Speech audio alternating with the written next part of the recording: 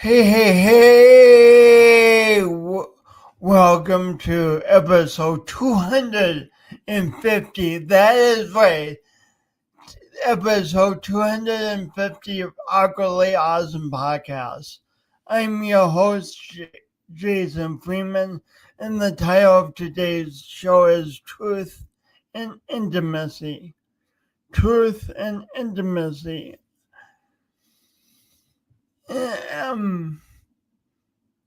My personal reflection on this is, so I've had this speech impediment all my life. My umbilical cord got pinched when I was being born, and I've had it ever since. But the interesting thing is, for years I didn't want people to know about my speech impediment. And you're probably like, Jason, how in the world do you hide a speech impediment?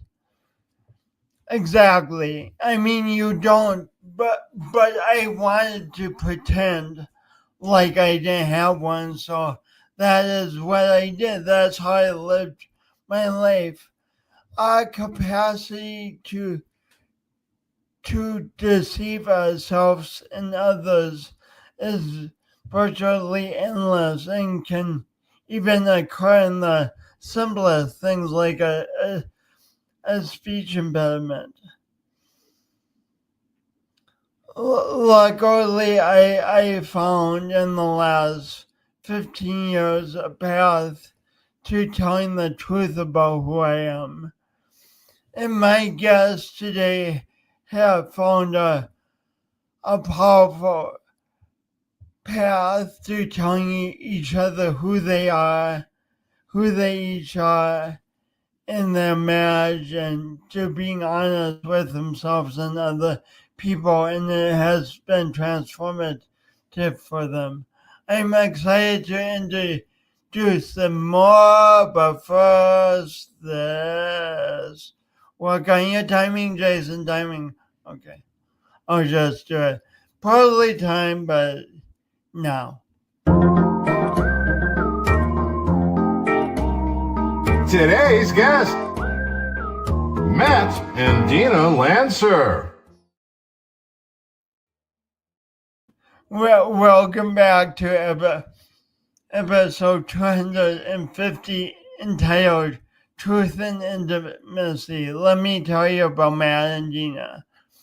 Against all odds, Matt and Dina Lantzer had a marriage that worked.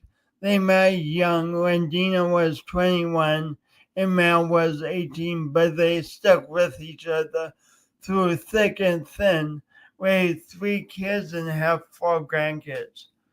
This is inspiring stuff, right? After 35 years together, however, they discovered or were honest about a painful truth. They have both developed a long-standing habit of hiding things from each other, both big and small. In this discovery, they came to realize that the fear of transparency with each other was simultaneously limiting their marriage's potential and smothering the individual joy. Without further ado, please help me welcome Matt and Dina for return appearance to Awkwardly Awesome Podcast. Woo! Woo! Hi, Jason. Hi, thank you both for being here again.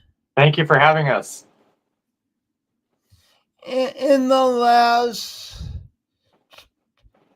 3 or 4 months, you both have experienced, is it fair to say, a transformative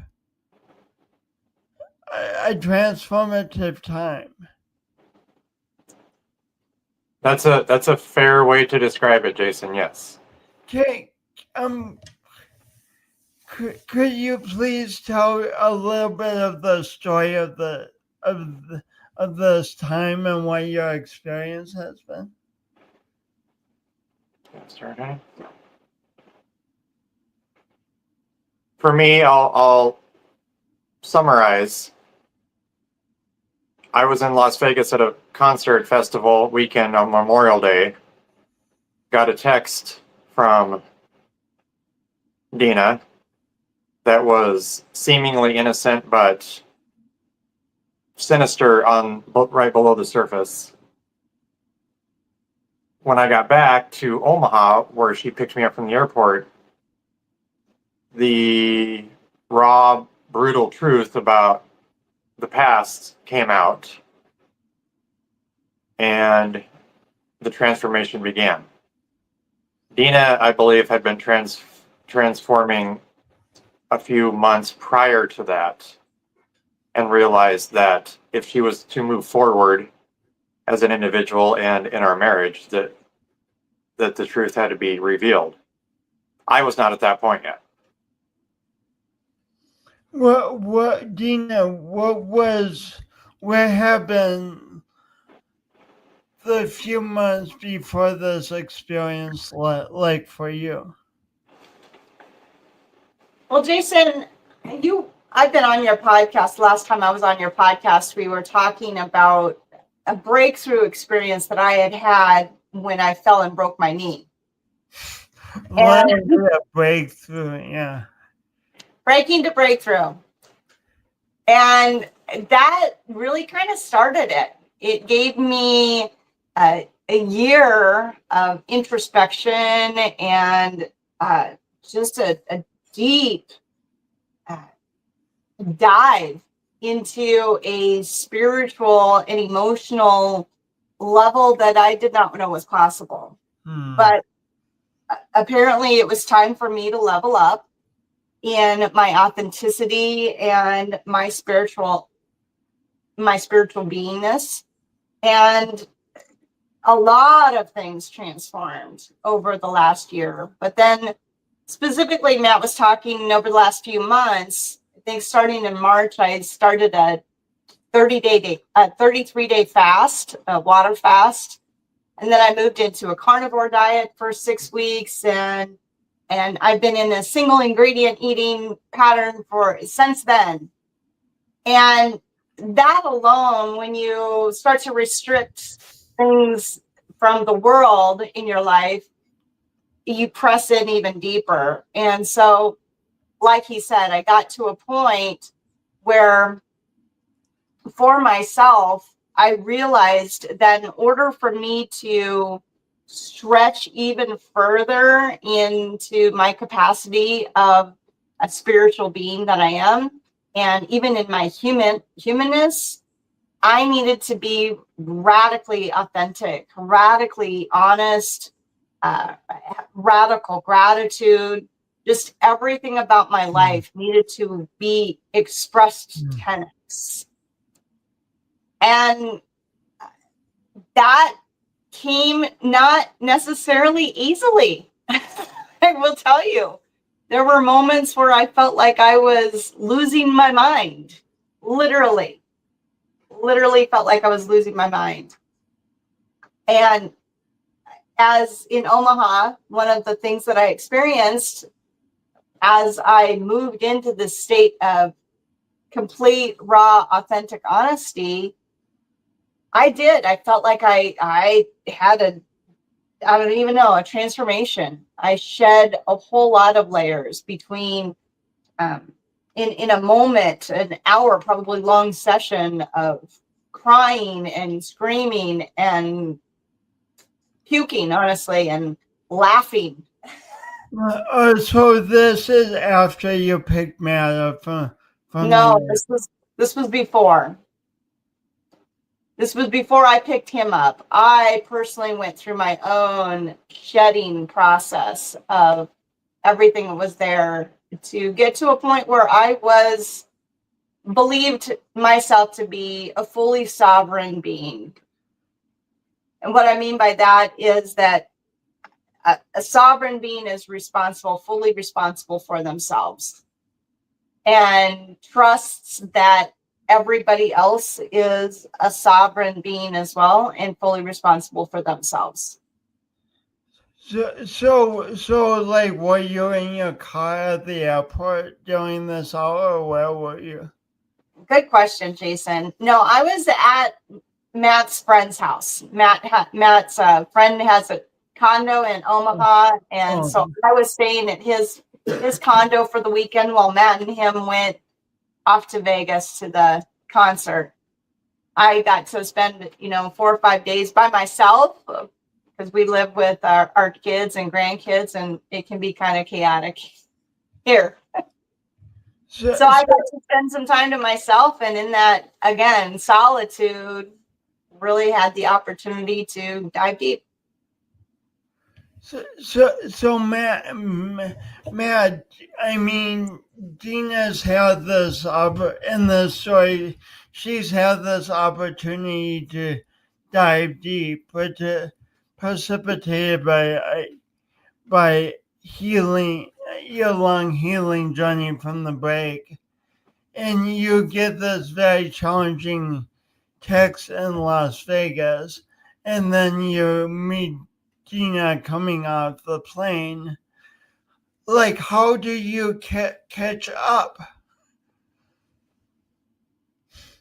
Well, when I got the text, it was, I believe, the last night of a 4-day weekend. So I was on quite the high of music and spending time with my friends and 50,000 people, the energy, the vibe, and I got that text, and it immediately made my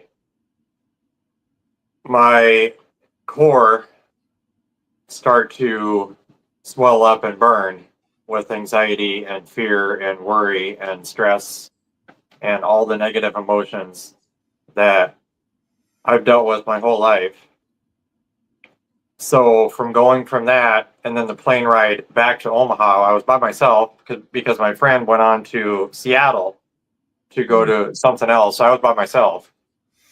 So that was probably the longest 3-4 hours of my life. And, when you're in the airport, you're surrounded by people. There's people everywhere. And you're on the plane, you're surrounded by people. But I never felt more alone in my life.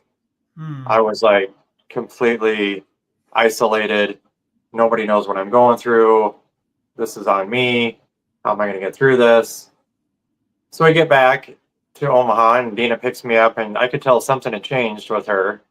She was in a very good mood, very positive, very upbeat, very joyful vibe, which she has from time to time, but something was different, I could tell. But on the car ride back to Sioux Falls from Omaha, so through almost a 3-hour drive, I knew something was coming. I knew something was going to come out, and I was sweating and shaking and nervous because you could just tell your instinct doesn't usually get you wrong. It usually steers you right, but sometimes you try to push it down and not listen to it. But my instinct was telling me something's coming up. So it was a extreme joy, exhilaration one day to absolute panic mode the next day. So when we started the car ride home, we started talking and the truth came out, and I thought the plane ride was a long 3 hours, but the drive back to Sioux Falls was even longer, actually. It was pretty brutal. So I'm not gonna lie. I can look back at it now and not laugh. Yeah, that'll be a while. But I can look back at it now and I'm amazed at how I was able to drive home, honestly. Well, I mean, without revealing any more than either of you want to, when you say the truth came out on the way home, what was the general nature of the discussion? Just some things that have happened in the past that got misconstrued, and the facts were actually put into a truth-based form, which I didn't know, and actually I don't think Dina honestly knew at the time for a while. So just some things that have happened in the past in our marriage that came out that I can say now that they needed to come out. If you are to move forward in a marriage, in any relationship, keeping secrets is the biggest killer of any relationship. So I see that now. I did not see that at the time. When you rip a Band-Aid off, sometimes it hurts a lot, but it's got to come off at some point for your wound to heal. Well, why do you both think that couples? I mean, this isn't just a Matt and Dina and Matt thing. Couples around the world keep stuff from each other.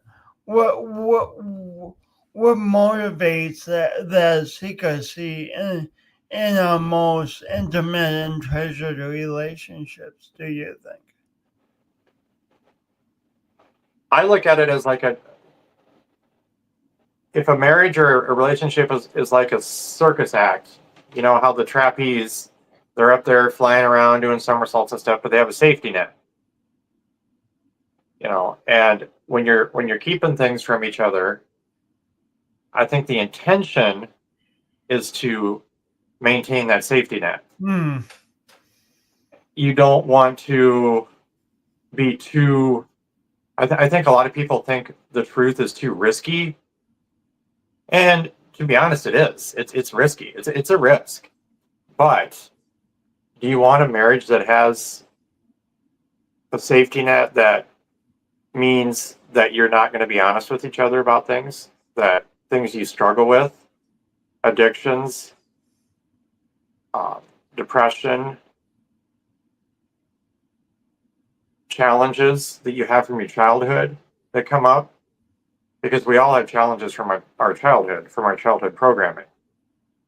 Yeah. And to keep that from each other, all that does is just validate those challenges, and you don't actually ever get a chance to truly heal from them. Once you recognize them and expose them and get them out, and you can have your spouse or your partner help you with them, you can heal a lot faster than trying to do it yourself.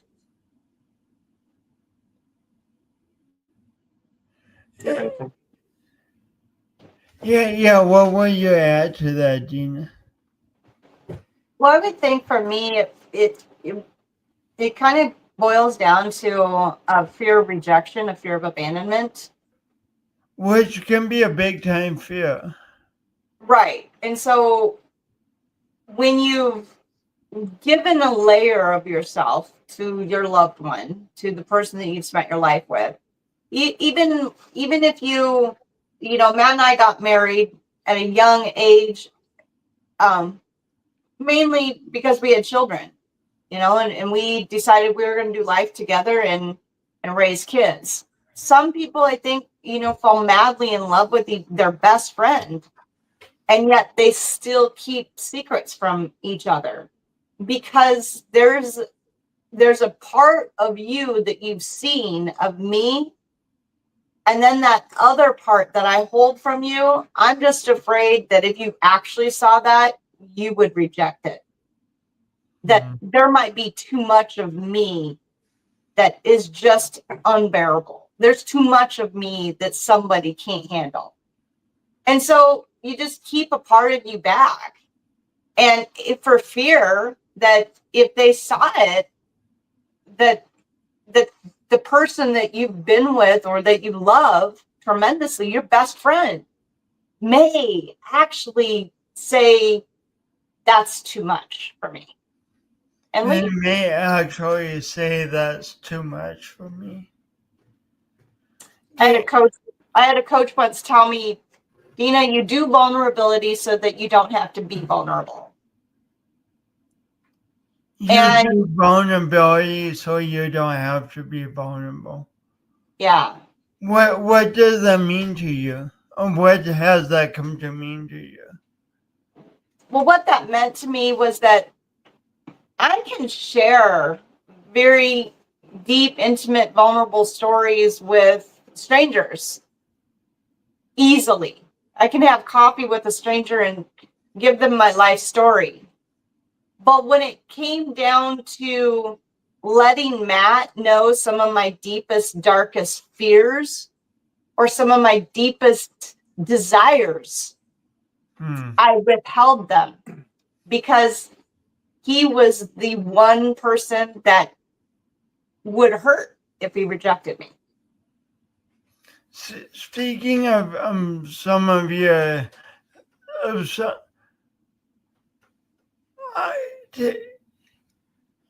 piggybacking on your point of that we don't only hide things from each other that we think are shameful or wanted. We sometimes hide the good stuff. Dina, you mentioned that you hid some of your unique spiritual practices. Yeah. Well, Matt grew up in a very Christian household, and it was interesting because when I became a Christian in 1997 after a suicide attempt, he seemed to not really appreciate that either. And so we just had this big disconnect, and I didn't realize kind of the level of spiritual abuse that he had gone through as a child at that point. And actually, quite frankly, Jason, don't think that it's just really only been in the last maybe 6 months or so that I have come to realize the level of spiritual abuse that Matt had suffered or endured as a child. And so I would hide things that I thought, might be too weird for him. Breath work. I play with tarot cards sometimes. I like to dance in the morning sometimes, and it seemed like there was certain things that were okay, but then other things I was like, well, if you actually saw me doing this, I don't know if you would appreciate it. And I've come to find out that Matt has great capacity for pretty much anything and loves my uniqueness. And there's really nothing too far out there. Even to the extent, Jason, of this belief that I have that I'm not from here. I feel like sometimes I feel like I am an alien from another planet, stuck in a bodysuit and was left here and abandoned by my alien counterparts. And to even be able to tell him that and now to tell the whole world that I'm an alien, because I was able to express it to him, made me feel like, okay, I'm safe no matter what I say to you. Because I was able to express it to him, made me feel okay. I'm safe no matter what I express to you. Right. That's profound. Profound. Matt, you mentioned that the fibromyalgia dealing with fibromyalgia came into your life, and how did that lead to a cycle of hiding for you?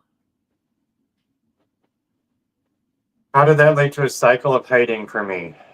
Well, when I look at our relationship, what I do is I try to step back sometimes and look at the big picture. And when you start a relationship, you want to show the other person all your good stuff, everything you're good at.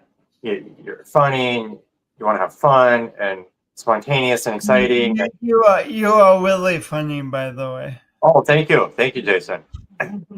And so when you start a relationship, you want to show the other person just everything good about you, and you can kind of relate this to like infidelity, affairs. That's how a lot of affairs start. You sometimes you only see the good in a person that you're committing infidelity with, because you don't get to the point where then you see how they truly are.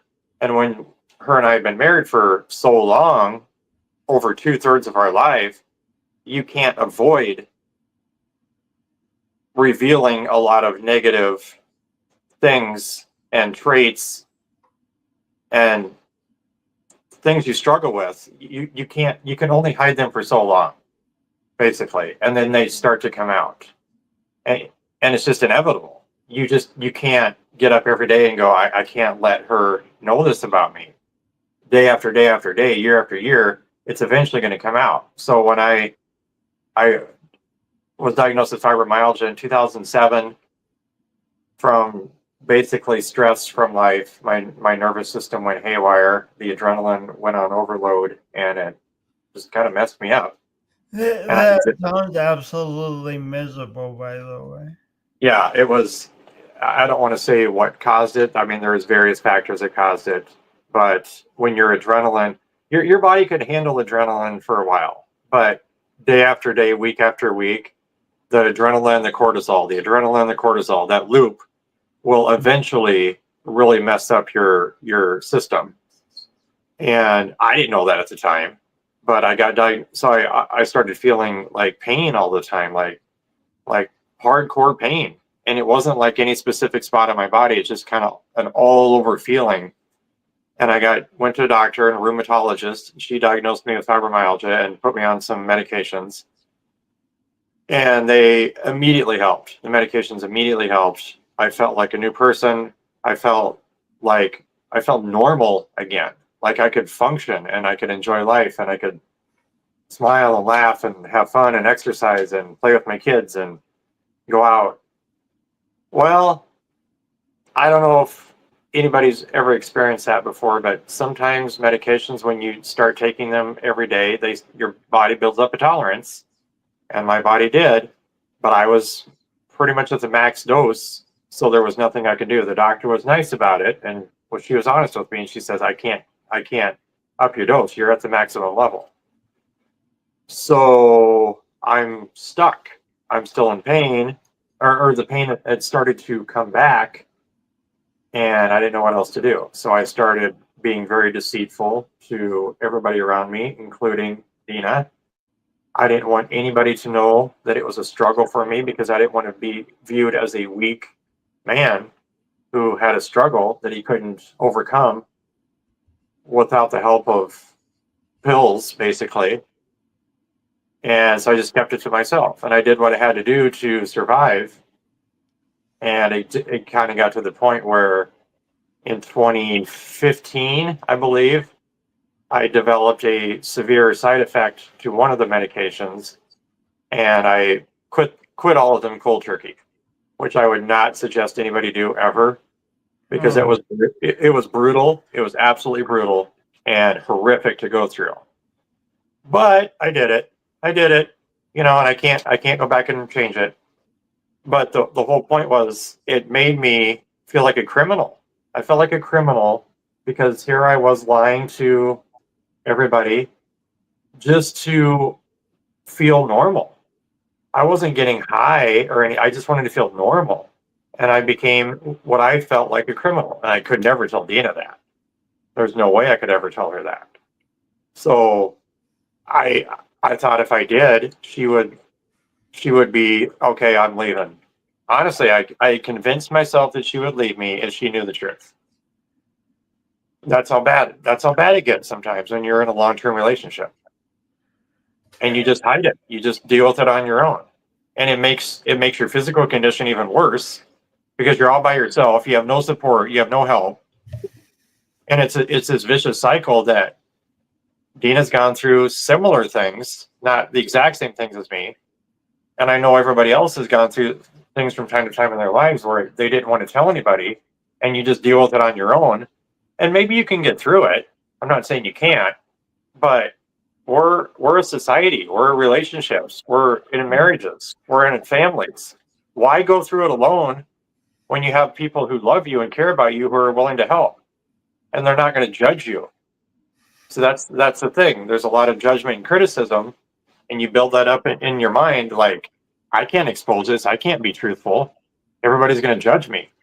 Well, millions of people go through the same thing, and a lot of them do it alone. And it doesn't have to be that way, Jason. So that's kind of that's part of what came out in the last few months. Some of my struggles. The linchpin was Dina sharing some of her struggles in the past and revealing the truth about them. And that got the ball rolling for me, because I looked at it as, well, Dina's opening up. I can't sit here guarded anymore. I'm going to open up too. Why not at this point? And that's the key takeaway is when somebody you love opens up, it opens the door for you too. When someone you love opens up, it opens the door for you too. That's a major point. What would you add about that concept, Dina? That when we share with loved ones, it allows them to open too. Well, I believe that's the case with everybody. When you are vulnerable and honest about something, it allows the other person to be vulnerable and open up as well. Not just in intimate relationships. I once had a coffee date with a cashier at Walmart. I met a cashier at Walmart. I said, you have a nice smile. You seem like a really nice person. I'd love to go have coffee with you and get to know you. And so we went and had coffee, and I just shared a lot of my life story with her just because that's what I do. And all of a sudden she starts telling me something, and she looks at me and she with tears in her eyes, and she said, I don't know why I'm telling you this. I've never told a single soul this in my life. And she was like 4 or 5 years old, and she was talking some level of abuse or something that she had gone through with a neighbor kid, and how humiliating and shamed she had been. And can you imagine a 60-year-old woman holding that level of shame and fear for over 50 years? Oh my God. Suffering alone in that, feeling isolated. And like Matt said, we live in a society of relationships.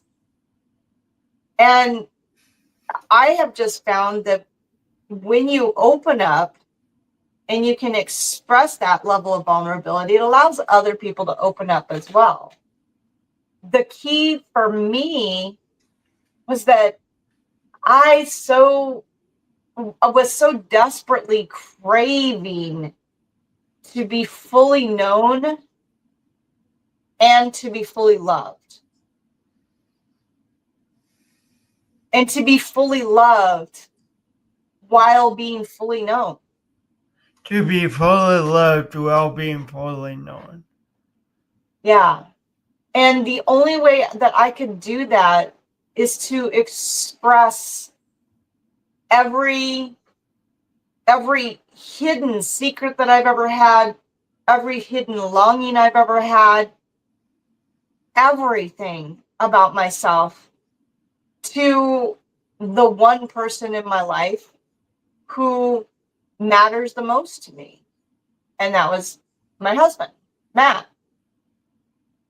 And knowing that this secret, this deception, this lie, I lied I'm not going to sugarcoat it. I lied, and I lied for 10 years about something. It was a great risk, and I knew that it was a great risk to tell him, which is why I lied in the first place. I felt like if I told him the truth 10 years ago, he never would have stayed with me. And I didn't feel like I could risk that. And now I got to the point of saying, I can't not risk that, because what's more important to me than anything is an open and honest, vulnerable relationship.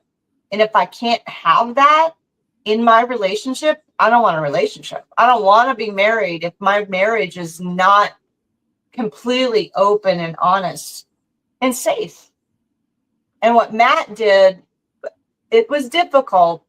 It's been a challenging 3 months for sure. But Matt found that level of safety, and Matt found that place of unconditional love. And Matt found that place of grace, and Matt found that place of forgiveness. And as he started sharing his deepest, darkest secrets, it was the same thing for me. I was able to reciprocate that level of forgiveness, that level of grace, that level of love. It's such a great point. I mean, we when we're hiding, we feel if we're vulnerable. People will go, "Oh my gosh, you're so imperfect. I don't want you in my life. Be gone with you, be gone." But actually, it sounds like, and in my experience as a soul, it's far more likely they'll go, "Thank goodness, oh my gosh, I'm imperfect too, and I can finally share my imperfections." Right. And what a weight off my shoulders. Absolutely. That's exactly what we found. Yeah, I think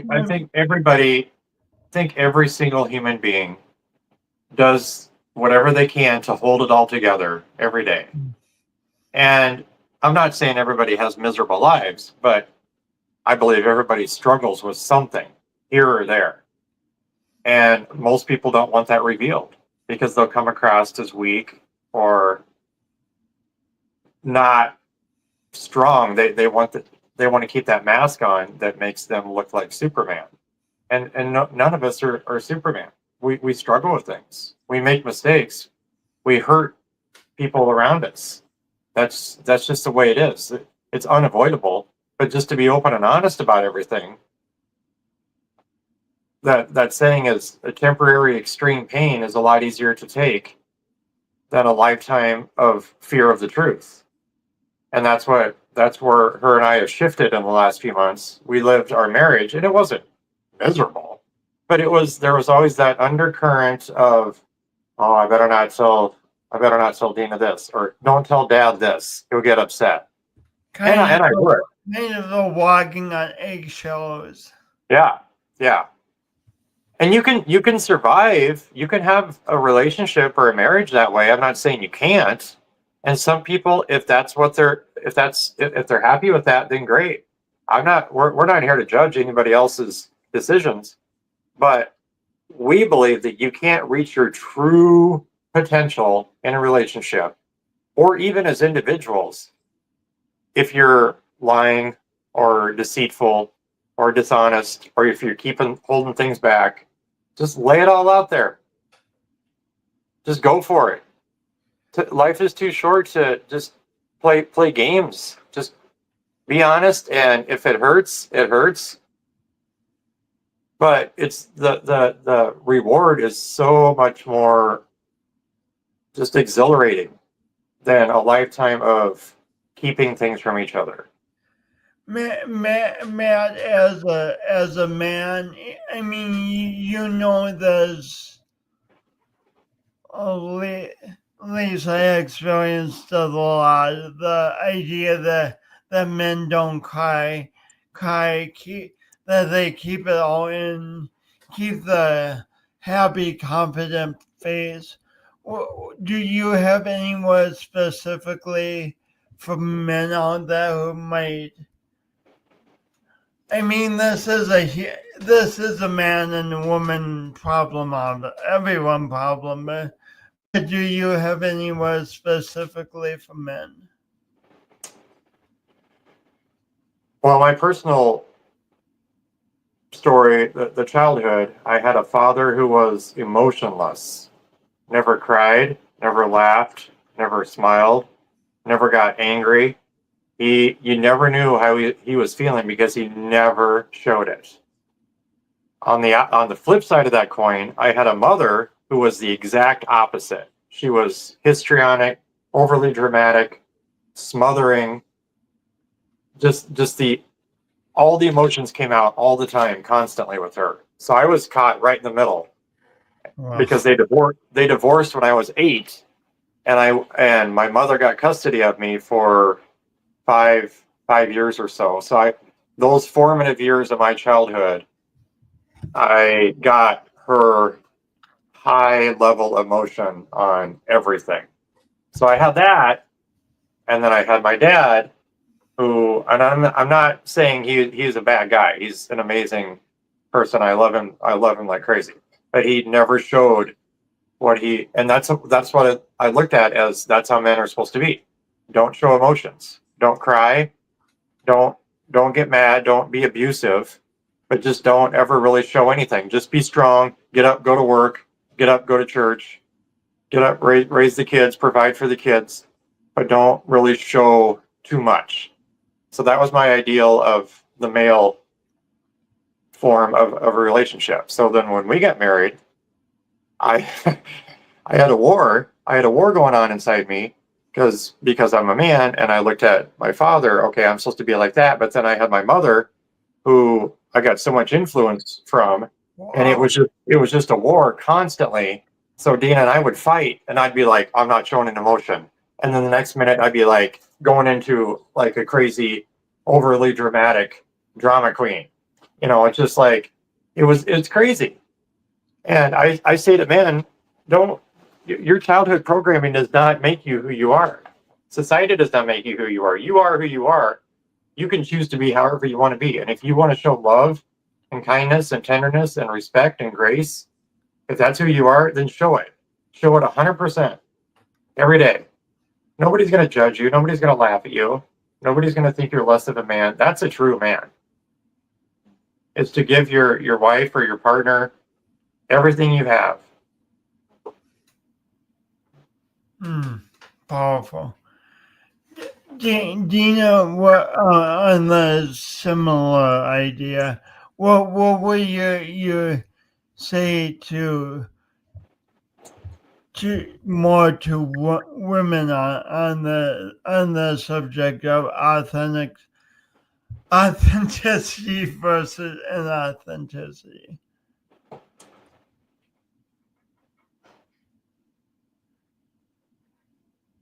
I think that the biggest takeaway that I've had is that when you fear expressing the truth about something, because you're afraid that somebody is going to reject you and you'll be alone, essentially. That's the fear. The fear is that if I tell you this, you're going to reject me and then I'll be alone. But I can tell you honestly, it's the fear and the deception that actually makes you feel alone. Because if I told him the truth about everything, and he in his sovereignty said, Dina, thank you for being honest with me, but I don't want to be married to you anymore. I could go away and might be alone, but I would feel connected to God. I would not feel alone because I would be authentic. And that's, I think, the biggest shift that I've noticed is that it's the deception that the fear makes you feel like you're alone. And fear makes you feel like you're alone. right. And the truth is, we're never alone. We're never alone. We're never truly alone. We can never be truly abandoned because we have a heartbeat and we have a connection to a creator, a higher power of some sort who's breathing through us. And it's that level of authenticity and connection that tells me I'm never alone. When I'm truly authentic, I can never be alone. It's the fear of being authentic, the fear of being fully known and rejected that makes me feel like I'm alone, makes me feel isolated. But it's not true. Wow. Powerful, well said. So since the beginning of summer, you two have revealed things you've kept hidden for years in your marriage, years and years, and far from drawing you apart, the revealing these things and sharing these things have not only brought you closer, you now are like taking a big leap in being on this podcast for one, but you're also putting on a seminar. Please tell me about that. Yes, thank you for bringing that up, Jason. We have decided to utilize what has happened in our lives and utilize it to benefit not only ourselves, but anybody who is willing to listen and to receive it. And our first big step is a speaking event that we have planned for October 10th here in Sioux Falls. The location is to be determined, but we will have a location. We do have a landing site, a web page that you can go to check that out. But it's a Friday night, October 10th, 7 p.m. But in essence, it is a speaking event. Her and I will be not sharing our full life story. That may come later, but our first will be a couple things that have happened specifically about the last few months.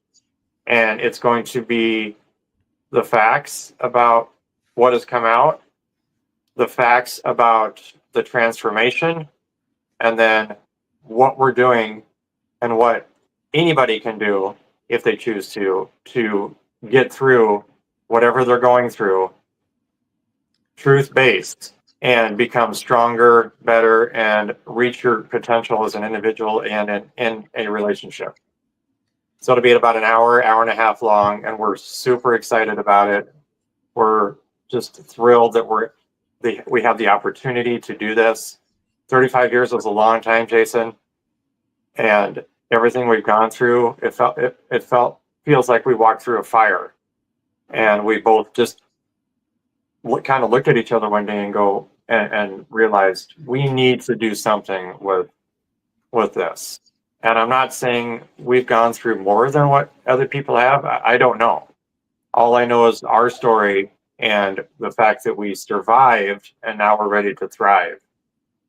And we want to share that message with other people it doesn't have to be complicated. You know, the truth is the foundation, but there are other techniques and tips and things that we would like to share. So we're really excited about that. So thank you for bringing that up, Jason. Where would people find out more information? You know, they can go to our landing page. I can't say that it's super easy website name. I'll have to change that. Jason, you'll have to link it in the comment. But what is it? Can you spell it out? It's called, oh, yeah, it's just, I don't even know what the full title of it is. I honestly, I don't. It's justdina.com and then a backslash something or other. So I suppose. I so apologize that I didn't ask you this before. We'll have to put it in the comments. So everyone who's curious, look at the comments or at the YouTube comments or the Facebook post or whatever, and we will link it.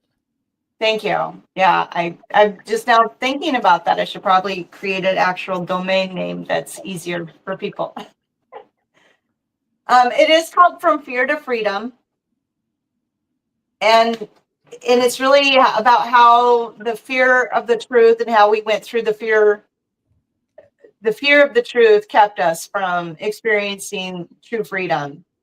And as we have pushed through, like Matt said, the fire that sometimes the truth ignites, we've experienced on the other side complete freedom. Well, yeah, Jason, as you know, we met when we were teenagers. Neither one of us had role models to show us what a healthy, strong marriage could be. And I don't want to knock her parents or my parents, but that's the truth. We just did not have anybody to look at for a blueprint and say, okay, this is how it's done. Let's just do that.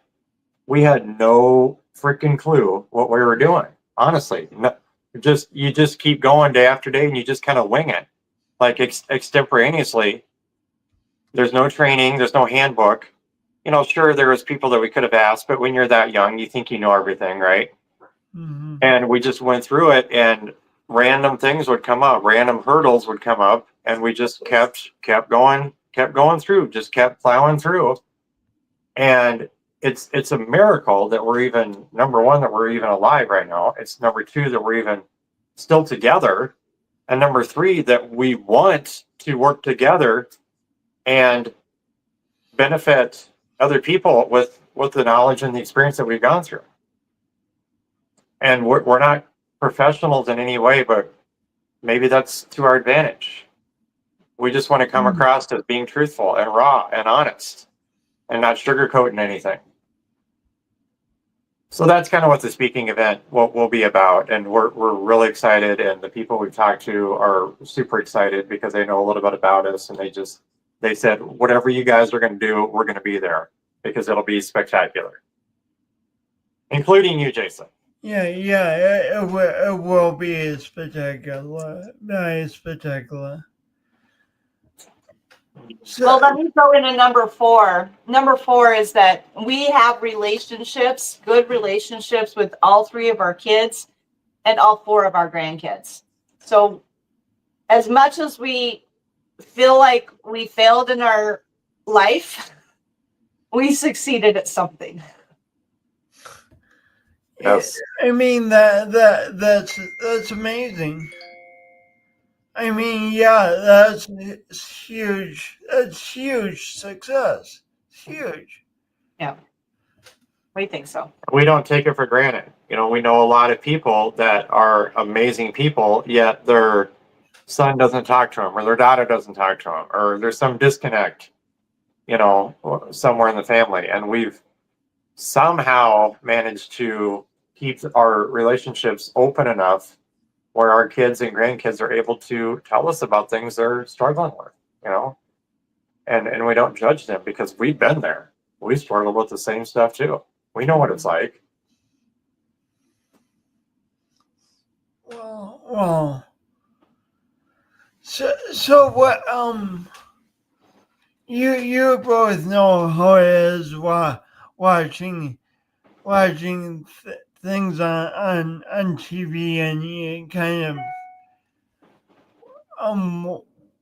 what the people on TV seem removed from your daily life, and you can almost go, well, that's easy for Matt and Dina to do because they did it. What would you say to someone listening who is struggling with thinking they need to hide major parts of themselves to survive? Well, I'd say, first of all, and this is the hardest thing, is that, like you said, Jason, at the beginning, how you introduced this is that you had a speech impediment that you thought you could hide. And that's so key, is that we deceive ourselves first. Hmm. And sometimes even we think we're hiding from God because of that shame of whatever it is that we feel like we have to hide and we have to deceive ourselves from. So I'd say the first thing you need to do is get honest with yourself. Get honest with yourself. Journal. I'm a big advocate for journaling, and I know Matt has become a very big advocate for journaling. And express your greatest secrets and your greatest fears and your greatest deceptions to yourself at first. And also, along with that, like you said before, probably express your greatest longings Yes, to yourself too. absolutely. Absolutely. That's like as important, if not more, because we are so disconnected from ourselves, from who we really are. So get honest with yourself. And then choose, after you become honest with yourself and forgive yourself, give yourself some grace, love yourself through that, then turn to somebody. And if you don't have a somebody, feel free to reach out to us. Somebody that will hold space for you, because that's been a big thing for Matt and I to learn over the last 3 months, is that it's difficult sometimes to hold space for somebody when you express that deep, dark truth and the other person doesn't know how to handle it, and they get triggered and they erupt, and then you feel like, oh my God, I knew this was a mistake. Find somebody that can hold space for you and express that truth to them.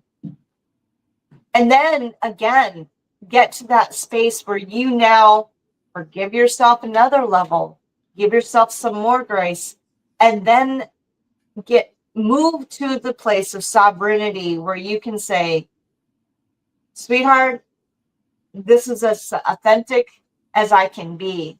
And I choose now to live in an honest, open relationship without secrets, because without that, I don't even want to be in it. And trust. That was a huge part for me, is I had to trust Matt to love and to hold that great intimate detail of my life. And he had to do the same thing with me.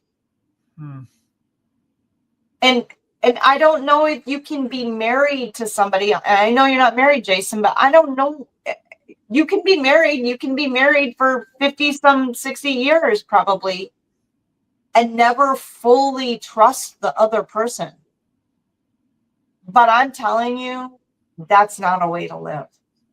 And I think that life can be so much more rewarding when you decide to just be honest and tell the truth. Wow. Wow. I asked you both this before, but in the context of the last few months, what does doing your imperfect best mean to you today, Matt? What does doing my imperfect best mean to me? For most of our marriage, Jason, I would get out of bed at 5:30 in the morning, have to trudge off to a job I did not want to go to, trudge off to a job that was breaking my body down.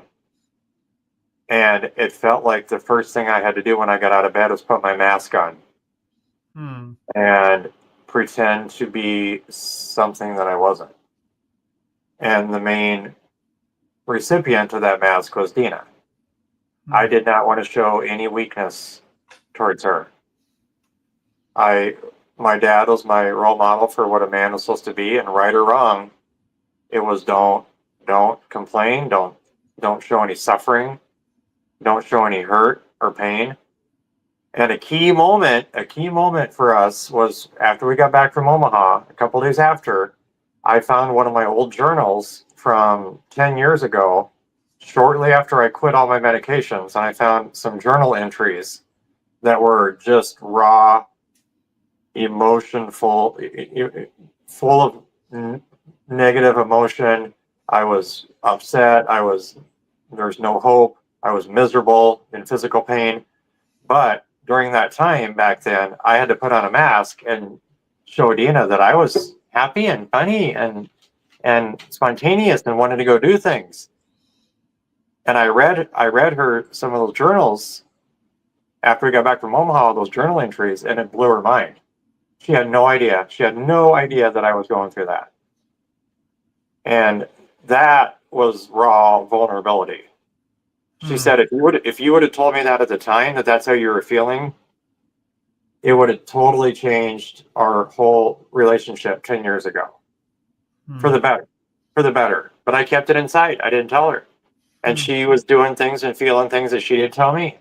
And we survived for another 10 years. This was 2015. We survived. And, there's been good times and bad times.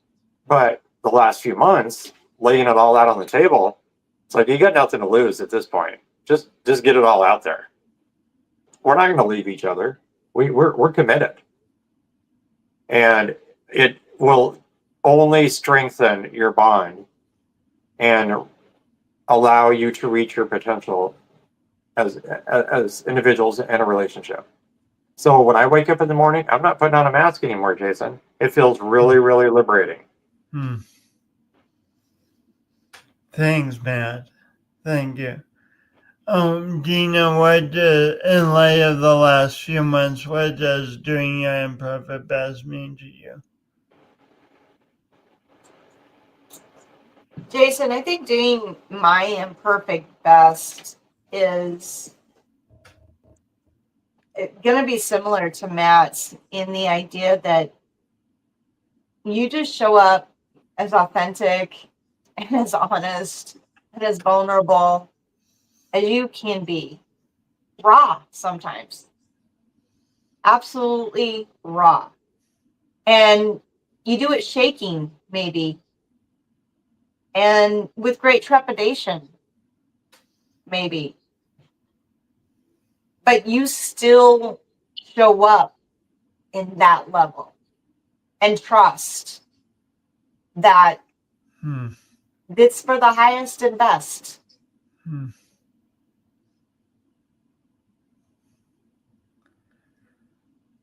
Well, thank you both for being courageous and